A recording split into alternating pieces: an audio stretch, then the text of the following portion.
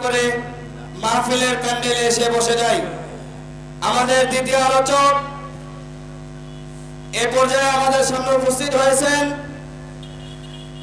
এখন আমাদের সামনে একটি গজল পরিবেশন করবেন হাফেজ মোহাম্মদ সাহাবউদ্দিন জিয়া।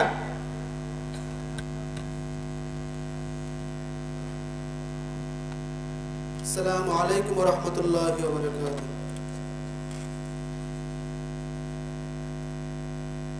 মাওলার ইশকে জ্বলে আগুন,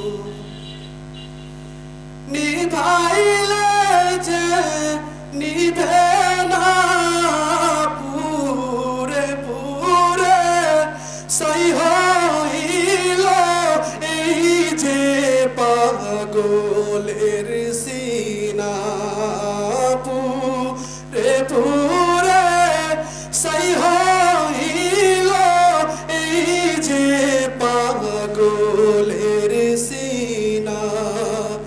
মাওলার ইশকে